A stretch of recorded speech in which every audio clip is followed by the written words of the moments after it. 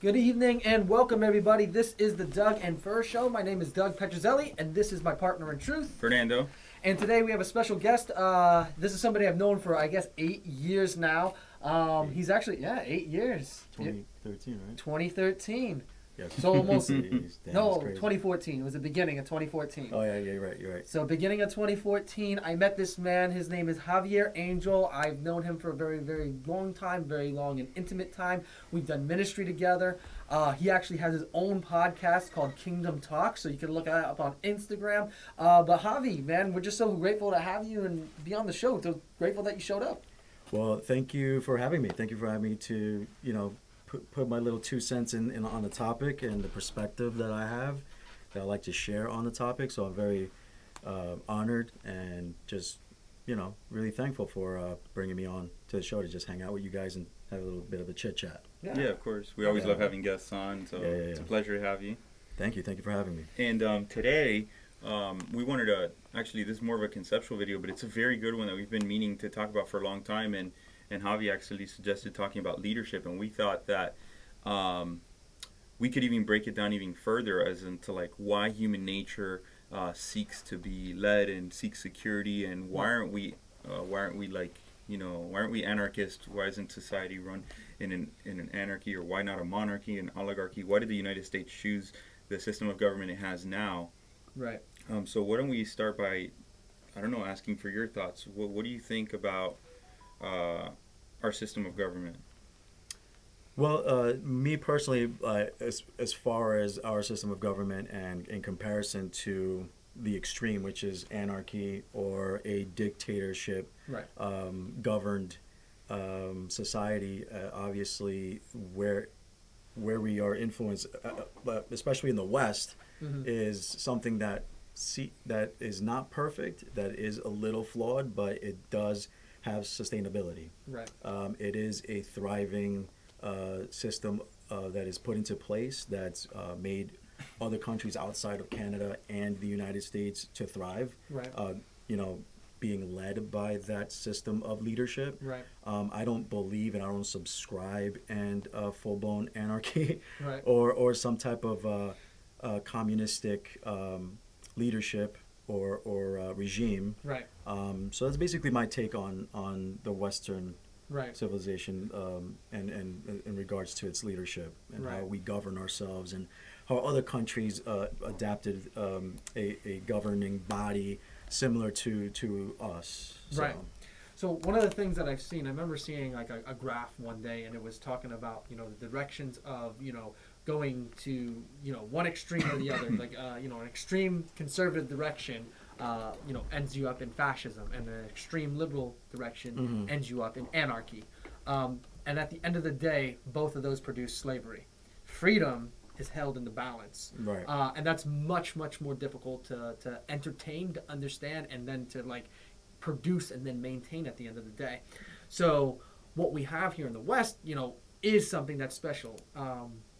I think a lot of times, you can always criticize something, but the idea is that if you are criticizing something to utopia or perfection, you'll always be able to criticize something. But when we criticize things into comparison of what they would be, the idea is that the West is not heaven, but the West is, more or less the balance between the two. And, I think that's the best that humanity is ever going to really get. There are always going to be flaws. There's always going to be mishaps. I always think that we can move better, but it's only in that freedom, in the balance that we can, move forward and not regress. So just Googling some things here about the United States government, I see a lot of terms thrown around like the United States government's a federation, a presidential system, a liberal democracy, a federal republic, and more importantly, a constitutional republic. And I would say that it's kind of like a democratic republic. Right. So before we talk more about like why the system works or why we believe it works, and it's been working for the amount of time that it has been, Doug, why don't you tell us a little bit about democratic republic and Right. how that differs and what it means? Right. I think a lot of people think that the United States is a democracy first and foremost, and that's actually not true. We're a republic first and foremost. That also is a democracy secondary. And a republic means that there are certain laws, there are certain rules that we cannot ever have taken away. Now we can elect officials to enforce those laws, but those officials are not allowed to mess with those foundational laws. And that would go to the Constitution and the amendments, and basically those amendments break down to the right to life, liberty, and property. I can't steal your stuff, I can't kidnap you and enslave you and abuse you, and I can't kill you. Those are what those three things, essentially everything in the Constitution is meant to protect those three things. Yeah, so a constitutional republic where there's a piece of paper that was written by founding fathers, and they give you these inalienable rights. Right. And so while the laws can change based on elected officials, those rights cannot be taken away. Right. Right. So like that system of government has been working for us for a long time, and obviously the best thing about it is that it provides a way for it to change, because it can't stay the way it was 300 years ago, because people change, technology changes.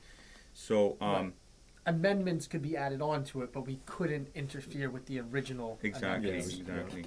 And we have seen that throughout our history, right? When our country saw something like slavery that was infringing upon the right to life and to freedom, right? We went ahead and we amended that. Right. So, and I think that's good. We should continue to do that. And that comes down to leadership. And what do you think about like the role that leadership plays in this republic, and when it comes to people in general? How do people view leadership and things like that? Well, for me personally, I think a true leader is leading a people or a society or a governing body in a selfless way or manner, not so much focused on self, not so much focused on personal ambition that probably is constructed through a personal agenda, to a political party or committee or whatever or what have you. Even in the business sector, for example, the greatest leaders are the leaders who are smart. Obviously, their IQ. Right. Also, the emotional, the EQ. Because we talk about IQ when we talk about leadership, because we want someone who is competent and smart, Absolutely, and forward thinking, and and can also think outside the box, and entertain some abstract things, and in other words, forward thinking. Right. But I think also with EQ, which is the emotional quotient, not so much the intellectual quotient, but with the emotional quotient, it's just a leader who is able to make decisions with taking their personal bias aside and doing what's right for their people. Yeah, very good. And also, so with EQ, and then there's also AQ, which I kind of like to harp on. AQ is basically adaptability quotient. Okay. How is a leader able to adapt through change? Because change will happen, just like how you mentioned prior. There's change in technology, there's change in the way we live, there's change in society shifts throughout the decades. Right. So a good leader or an efficient leader is able to have a good adaptability quotient where he can adapt to certain changes, whether change be good or bad. Right. Obviously, a lot of the change that we see and is always on the media is the bad change, where we see tyrants come about and come out of the woodwork and do the things that they do to kind of stir the pot globally. Right. So we have to have a leader set in place where they be able to have a way to adapt, to keep the people secure, to have the people feel that they have a blanket of security around a leader that they could put their arms around and they can trust. Right. Even through crisis, if a leader's not perfect, so they're going to make decisions that are going to render some questions, some doubt and some fear and anxiety. But because they have trust in that leader due to his adaptability and him able to sustain it long term, they will be able to trust. They're saying, I just got a message, they're saying there's no sound. There's no sound. Okay. I don't know, there's sound coming in. Maybe they're... I hear sound. Yeah. I hear sound. Maybe it's their connection. Maybe it's their connection, but we do have sound. We I'm do sorry have about sound. that. Sorry to interrupt. So just to kind of wrap up my frame of thought, because it turned into a long-winded thing. It's adaptability as well, because the people will trust in that leader when there is crisis and when he's not running around, putting out fires, and he's actually calm-mannered, cool and collected and saying, okay, this is what's happening. These are the decisions that were made, but we're going to be okay. Mm-hmm. And when it's reassuring that to the Right. people, I think a leader can go, far Yeah. in its position. Right. There's like, did you want to jump in? I did want to jump in. Yeah, go ahead, you go. I wanted to say, in talking about that desire for security, I think that desire, because I believe the human being is inclined towards security actually more than they're inclined toward freedom. Mm-hmm. Freedom is not something that is, I think, a God-given instinct in us. Freedom takes responsibility, and it's something that we have to be taught, and we have to fight within ourselves to desire to be free, because freedom takes work. Right. But our inclination to security is the reason why I think that we've always chosen, humanity, if we look over the course of history, has chosen some type of leadership over anarchy. Even if it was an oppressive one, they still wanted some type of stability, some type of order, even if it was somebody who was very, very harsh. So that's something that we always have to look to. So I think that we'll always be in a supply of people desiring a leader, and there will always be somebody looking for that power. Mm-hmm. What makes a good leader? The things that you said. Ultimately, I heard something said that what's the best form of of a political system, and it's actually not a democratic republic. It's actually a king, but it just has to be a good king, Perfect king. a perfect king. Yeah. If we go down to our roots, we believe that's the Bible. Right. But however, we're not in that system. We're not in the place where God is our direct king. We're Right. here to. We're not in heaven. We're not in heaven yet. So. That being said, we have to figure out some sort of system. Mm-hmm. And, I think that there could be a human being that could be, let's just even say there could be a good king. Mm-hmm. How long is that king going to live, and who's going to take his place after? Exactly. Right. And that's what we have to think of, that the reality is that individuals that are, have absolute power becomes absolutely corrupt. Yeah. So that's the problem. Once you move from generation to generation, Right. or, somebody gets older and drunk with power after a couple of years, all these things can change. Yeah. And Go ahead. And then I see you're leading into checks and balances, but it's very interesting that in human nature, right? So how you said we've always wanted a leader, humanity's always sought leadership, Right. and in the past it's always been a leader that tells you what to do, Right. right? So you were referring to the Bible earlier, right, where the Israelites were not under any king, Right. and they asked God for a king, and they appointed Saul, or God elected Saul, Right. or chose Saul, sorry, I should say,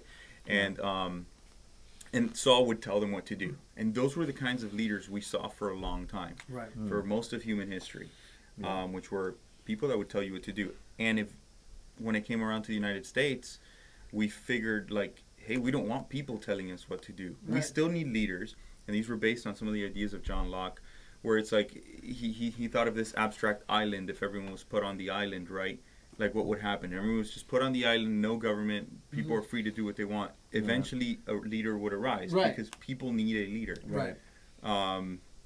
because of that want for security, you were Right. mentioning. But it should be a leader that represents the people's interests. Right. Right. And that's why we have this whole system of election democracy. And this isn't new. This came about from Greek times. Right. But the idea that we have inalienable rights, Right. human rights, like right to life and liberty and property, Yeah. right? So we forget that in our day and age. Right. And we look at the government as a body that tells us what to do. Right. But it's not that way. We tell the government to tell us what to do. Right. Yeah, And if we absolutely. don't like where you're telling us what to do, then we're going to take you out and put someone put there someone else, yeah. who does represent our interests. And that's why we're a representative, Right. Right. because we can't all vote on every single issue. Right. Right. Right. I mean, That would maybe be in a the, pure democracy. and maybe with the internet and technology and the way things are happening, maybe it is possible to vote on every single issue. I mean, in 1750s and 1800s, Right. you couldn't. Right. But yeah. maybe now, if eventually technology becomes advanced enough, we could vote on every single issue without there being fraud. Right. But for now, we're a representative Right. democracy. And that's what we have to remember, that the leaders are there, but they're appointed leaders that represent our interests. Right. Yeah. And that comes from the need for freedom. Right. Because right now people seem like it's like you said, human nature always goes back to security, and we always look, hey, it's okay, just protect me. You can tell me what to do, but give me that protection. Right. Right. So that brings about that corruption. So how do we get past that corruption? Right. That And I corruption of think power? that, at the end of the day, we have to understand, and at least for me in positions, and I've been with Javi, in leadership, and we've led ministries together. One of the things that I've learned in that time, I have to be humble enough to know that I am corruptible. And I think that every human being and every person that finds themselves in in a leadership position, that they're a human being and they are capable of corruption, and they will be corrupted unless they have a check and balance. And what I've always tried to do is surround myself with people that I believe are on the same page as me. Can you repeat moving that? in the same. Go ahead. Can you repeat that? That I'm a human being and I'm totally capable of corruption, and I will be corrupted unless I have a check and balance in my life. That's something we overlook. Like sometimes we think, oh, that's true of human nature, but we don't apply it to ourselves. Right. It's like, except me. If I was in leadership, I would right. Because I would do this and I'll do this, and that. Yeah, it's Yeah. easy to point fingers, but not point fingers at yourself. Exactly. Absolutely. So that's a very good point. Yeah, You very will good be point. corrupted if you're given enough power and wealth and opportunity. Right. Absolutely. And I think that, like, even this podcast, like, I came in with the heart that I need somebody to do it with me, because just as simple as this is starting out, like, I believe that God's calling it to be something great, and I think it is growing and becoming great, and I still need a check and balance. And I think as we grow, we'll have more people come alongside, and we're going to try to put people in places of power that can check, our ambition. That's something that, when we did church in a while together, we were surrounded, you were a part of it. There were several other guys that were around it. And we were all keeping each other in check.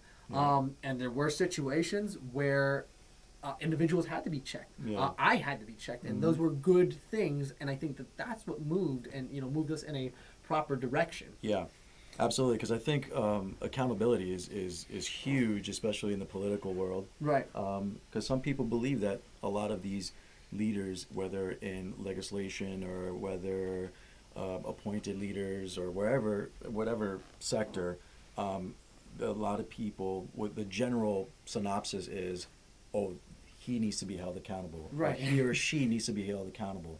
And I think that it's easy to see when people are and aren't held accountable. Mm-hmm. It's Right. pretty transparent when it's plastered all over social media, Right. all over TV and things of that nature, and you can just see the way certain people move, and you can tell to a degree that, man, this guy's led by money. Right. Man, this guy's led by his ambition. Man, this guy's led by XYZ. Right. And I think accountability, as Doug was kind of implying, is very important. It's a key factor in order to be a good leader. Right.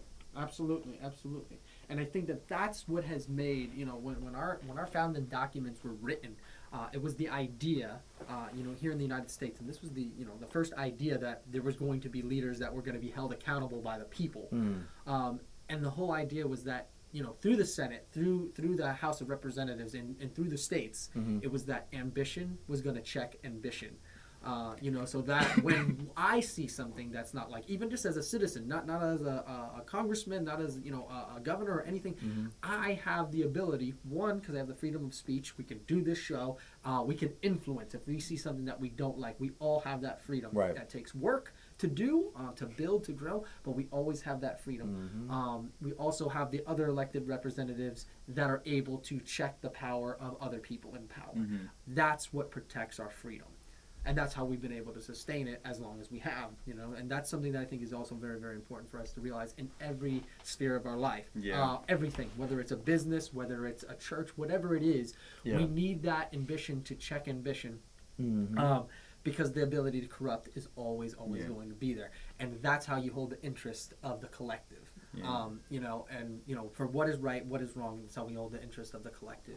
Because one person will see somebody oppressing or encroaching on a freedom, they won't like it. It'll be in an equal position of power, be able to press back. Maybe that person grows into power, they start oppressing, but from a different angle, and this one pushes back. Yeah. So there will always be an encroachment on power on freedom. And the idea is like, oh, our freedoms are being encroached on. It's like, well, that's nothing new. Our freedoms will always be encroached on. Yeah. The good news is that there's a power that checks that, and more than likely in the next generation it'll be kind of being encroached on a different angle. Right. But take heart.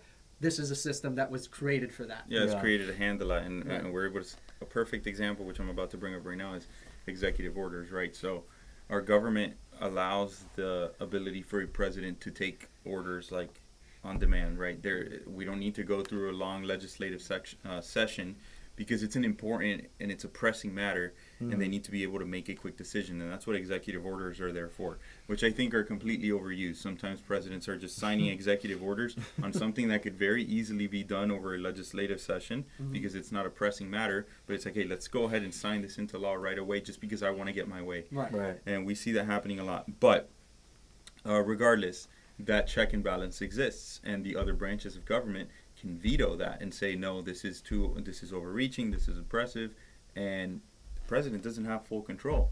And we saw that with COVID, with the most recent restrictions. Now, in that particular one being an executive order, the premise makes sense for the executive order because it is a pressing matter, but I don't think that that it was correct. I think it was an overreach. But we saw that executive order was passed, and then it was shot down. So that check and balance is super important, even though the president doesn't believe that he's corrupted or anything like that. He himself, he believes he's doing the right thing, I think. Right.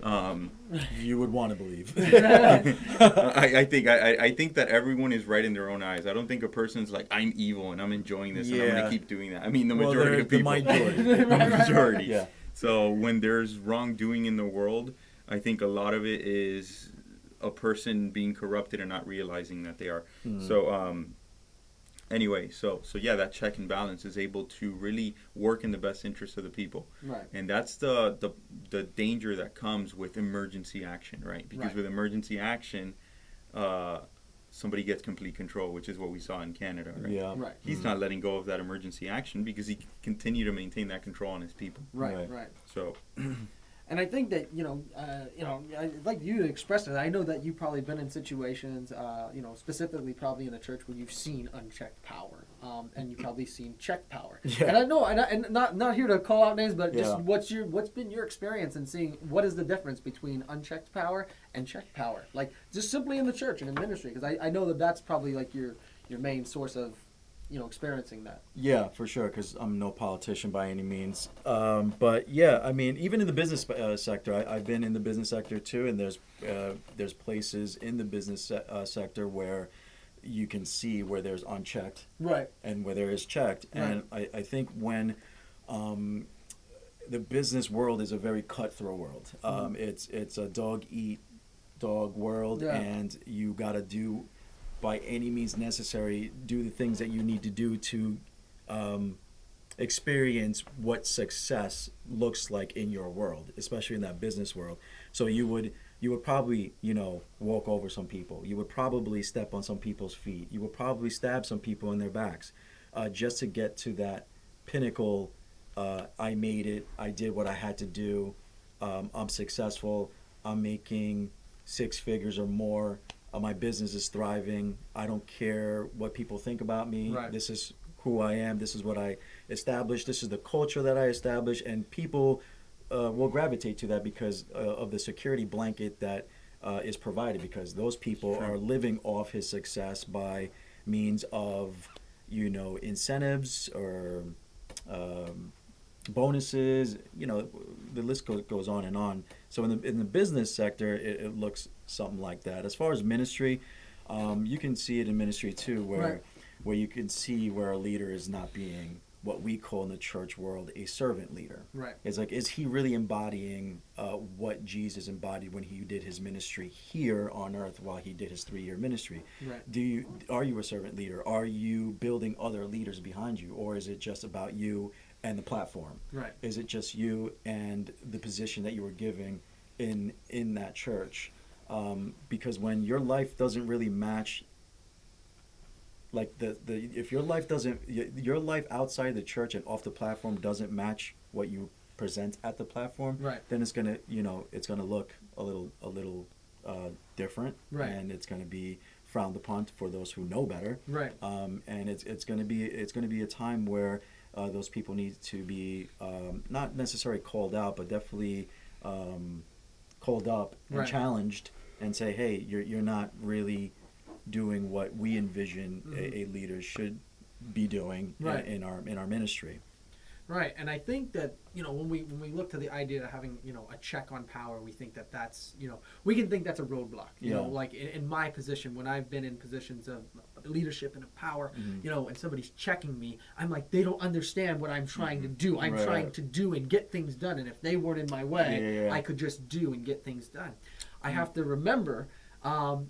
As much as I want to believe that. That's not called humbling yourself. No, definitely not. Definitely not. And that's a thing that we as leaders in Christianity have to always keep in mind. Right. Yeah, but the goal is that doesn't thrive. That's not actually thriving. When we look at, let's just use China as an example. That's a government that frowns upon the United States because they think, oh, we're leaders and we tell our people what to do. And, in the United States, they're soft because they let their people push them around. Now, you could make the argument that China's thriving, but China's thriving because they steal intellectual properties from the West. Yep. So they don't actually innovate and prosper.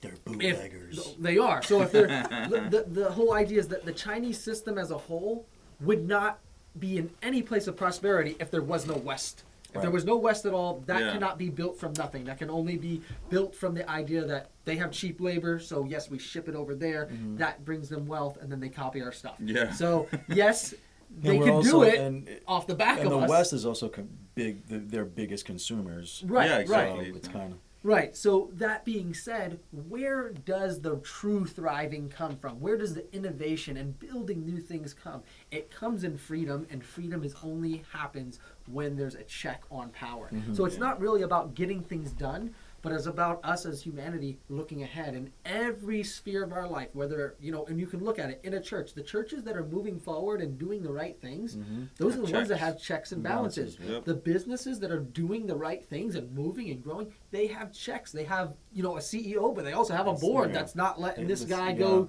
tyrannical, even though it's a company and not the same as a country. No, but it's true. Same thing with every country. When there's a check and balance on power, those are the countries that move ahead. And they're held accountable. That is what we need to do. Do we want to be people that get things done and think that, man, that's something special? Or do we want to be people that are growing and prospering and innovating and creating something new? That's the heart, ultimately, I believe, of God, because he's the one who creates and makes all things new. I'm a creation of God. That's the same desire I believe he has for me. I need to be checked for that to happen. And I need to check others so we can move forward in humanity. And I think that's what real leadership takes. Yeah, and you were speaking earlier of politics in the church, and I think that's definitely something I've experienced as well. Checked and unchecked power. And you definitely are able to see the fruits that checked always goes a longer way. Absolutely. And you could get very lucky and get an unchecked power that is extremely noble and very people oriented, and things will work out for a time, but it's not sustainable. It's not sustainable. One generation away. My personal opinion, people may differ, but I think that's my personal opinion.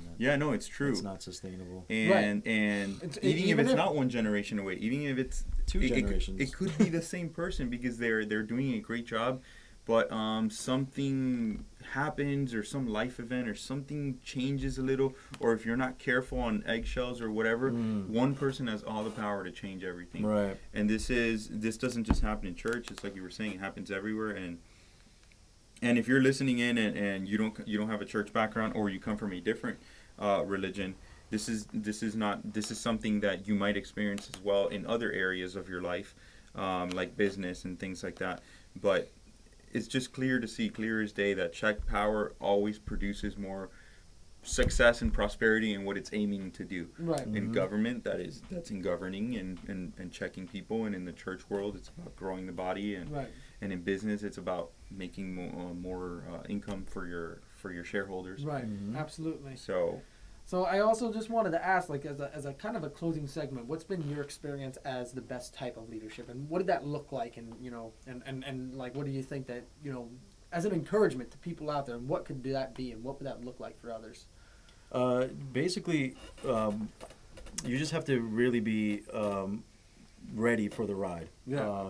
Taking on that responsibility, and again, you don't have to take it on yourself. Right. You have to have, like Doug mentioned prior, have people around you that's on the same accord, on the same page, same vision, it's very important to cast vision and have those intimate conversations behind closed doors, and so that way you can celebrate publicly. You have to have uncomfortable dialogue behind closed doors, and really build one another. I think true leaders in that world, if we're talking ministry, I think true leadership is always inclining in helping one another, building other leaders. It's not always about me, and I'm telling, Joe Schmo what to do and how to lead and things like that. Ultimately, I think when you move as Jesus moved, and you allow Jesus to lead, and it's more of God and less of you, I think you'll be in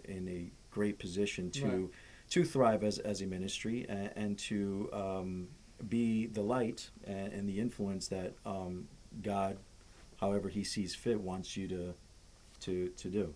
Right. So I mean, at the end of the day, leadership is a team sport. Yeah. If you more or less say. And it's a selfless sport. It's upside down. Like in motivational, modern world, leadership looks different. It's more a go-getter. It's more of a hustler. It's more go on and get yours before you strike while the pot is still hot, kind of thing. Jesus kind of flipped that upside down and says, no, you are to wash His feet. Right. You are to humble yourself. Right. You are to serve. You are not to be served, but be server. Right. So it definitely looks different, but it's something that is more fruitful. Right. Yeah, that's a good point. Like when looking for, and like in with relation to politics, when looking for a political leader, when there's someone that's running for office because they want to serve the people that they're running to represent, it's a totally different perspective, and it's a totally different campaign than someone who's running to obtain power. And you can see it in their campaign and their personality, and the things they want to do. Yeah, because you could tell when it's financially driven. Yeah. When it's all about. I mean, it's great to be financially driven, but to a degree, right? Yeah. It can't just all be about financial gain and power. You would have to actually have some type of servant leadership behind that. Which removing the financial aspect from leadership would kind of take away one of the factors. Right. So, I mean, you can't like not pay a politician anything because they're going to be broke absolutely. and poor. Right. There's got to have to be a But if they're already rich, that's already a good indicator. Yeah. Well, here's the thing, that our politicians used to not like live in D.C. and all that. Used to fly in once in a while. They had the regular jobs. That's how it all started. Right. Going back to even the foundations of our country, that whole idea of serving and giving politician. up. Even that. George Washington, if there was one person who could have taken hold of all that power and became king, it was him. The first president, They wanted him. He's actually the one that served 3 terms and, said that, no, we can't do that. We need to have 2-term limits. He had that ability, but he knew that he came to start something new and start something better. Yeah, he was definitely a visionary. Right. So he was focused on the end game. Right. And there was a 500-year plan, and it all started with the idea of, like, I'm not going to be a king. I'm going to serve, and, I'm going to serve this community, and that means I have to limit my power. I have to check myself. And to be able to do that, man, that is a phenomenal human being. Yeah. As imperfect as a person as he was, we're imperfect too. And I know that we could get plenty of things of how imperfect he is. Just, in 300 years from now, you'll be able to pick apart my life and find all the imperfect things because our standards raise. They thank God they raise. The world becomes better and better, regardless of what you look at the news. Historically, we're in one of the best times in history. Very imperfect time, and we can always get better. We're in one of the best times of history, and that's only on the backs of check power and leadership. That's why I think there should be term limits for every office. So, like, there are people that are in office for like 40 years. It's like in the same position. It's like, what are you doing there? Yeah. Congress members are the only ones that don't have term limits. Governors have it. The president has it. Congress members need to have term limits. And aside from the federal government, I think there are local offices too that do allow for that, depending on like the municipality and things like that. But I think that the system of government that the United States has, it's a great system to implement at almost every level, and including in church. I've noticed churches that implement a similar system where there's checks and balances, and there's a board, and like a real board. Right. And that really puts a check on the main leader, and the congregation has a say in it. just any sort of system that runs like Right. that usually tends to be very Right. successful. So. Well, that's all from the Bible, the idea of the board, and we have to remember that this country is not founded on secularism. It's founded on Judeo-Christian values. Yep. Massive influence over the course of a millennium of Yeah. Europe. Coming over here, discussing those ideas, we're able to start something new, deeply, deeply rooted in Christian Christianity. Judeo values. So Mhm. much so that the first Bible Congress printed and gave to all of its population. Oh, for real? I Yes. didn't know that. Yes, that's the first mass distribution of the Bible in this country. So I know that Congress printed it, and it's like printed by Congress, and it was the I King didn't know James that. Bible That's trying cool. to give to all the people. I know that most of the moral beliefs and when it comes to laws and things like that, they're based on those values, but I didn't know the system of government was. And it'd be cool to do a show on that one. Right, yeah, to absolutely. see how our system of government is influenced by Judeo-Christian values. That'd be good to do. Absolutely. So, as we're signing off, do you have anything you want to leave us with? No, not. I mean, this was fun. I enjoy it. I have my own podcast, so I enjoy dialogue. I enjoy having dialogue. Feel free to and- promote. Yeah. Let anybody know. well, I Where, think where you- can they find us? yeah, Where can they find you? I'm wearing the hat, Kingdom Talks, but you can catch me at Kingdom Talks _pod on Instagram. I'm also on all digital platforms. I have a YouTube channel that I'm kind of building from the ground up at Kingdom Talks, and that's pretty much it. My show is more of a topical show where we just discuss different topics on a weekly basis every Wednesday, and so tune in, guys. Awesome. Yeah. Well, it's been a pleasure having you. Yeah. Yeah, it's So- been an honor. Yeah. Thank you so much for being here. Please remember to subscribe. You can go to our website. Please, you can download the show. Share the show. We're on Instagram, of course. That's where you're watching right now live. We're on Spotify. We're on Apple Podcasts, YouTube. Please subscribe. Please share this with your friends and family. Also, if you have a topic or an idea for the show and even want to be on the show, please reach out to us either on our personal platforms or on the actual Doug and Fur Show platform. But thank you so much for signing on and sharing this time with us. But this is the Doug and Fur Show. Signing off.